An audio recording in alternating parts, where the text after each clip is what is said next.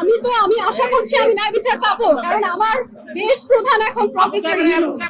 সারা বিশ্বে আমরা যাকে মানবাধিকারের জন্য প্রশংসা করি, আমরা ভেবেছিলাম আমাদের দেশের দ্বার কে ধরেছে, এমন একজন ব্যক্তি যার উপরে আমরা ভরসা করতে পারি। কিন্তু আমার মনে হচ্ছে তাকে তার কাজ করতে দেওয়া হচ্ছে না, কারণ যে ডিজি শফিকুর রহমান এখন নাকি তিনি আবার অন্য এক দেশের রাষ্ট্রদূত হয়ে গেছেন। কিভাবে হলেন আপনাদের কাছে আমার প্রশ্ন। আমার এখানে আদালতে একটা মামলা চলছে, সেই মামলায় তার নাম রয়েছে ডিজি শফিকুর, সেখানে সে বানোয়াট মিথ্যা কথা বলেছে, এগুলোর ইনভেস্টিগেশন হয়নি এখনো। কিভাবে তাকে অন্য একটা দেশের রাষ্ট্রদূত নিযুক্ত করা হলো? এটা তো আমার দেশের ভাবমূর্তি নষ্ট করে। যখন বিদেশিরা জানবে সেই লোক আবার অন্য দেশে বিগত সময়ে কাজ করতে গিয়ে এক মিশরীয় নারীকে হয়রানি করে আমাদের দেশে ফেরত পাঠানো হয়েছিল ডিজি শফিকুর রহমানকে, সেরকম একজন সেক্সুয়াল অফেন্ডার আমার দেশকে বিদেশে রিপ্রেজেন্ট করে আমার বিরুদ্ধে মিথ্যা মামলা এসে লেখে, কেমন করে সম্ভব হয়?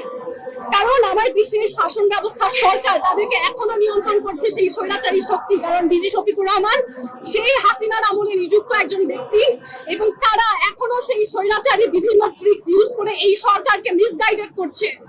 আমার মনে হয় পৃথিবীর ইতিহাসে এরকম কোনোদিন হয়নি যে একজন কান্ট্রি টাইটেল হোল্ডার আমাকে বলছে যে মিস আর্ট বাংলাদেশ 2020, সেটা তো বহু বছর আগের কথা। এখন আমি মিস আর্ট বাংলাদেশ 2020 নই, আমি এখন মিস আর্ট বাংলাদেশের ন্যাশনাল ডিরেক্টর। এই বছর না, গত বছরও ছিলাম। আমার পরিচয়টা জানুন, তখন এমনি বুঝতে পারবেন যে কেন কূটনৈতিক মহলে আমাকে সম্মান করা হয়েছিল বা হবে বা হয়।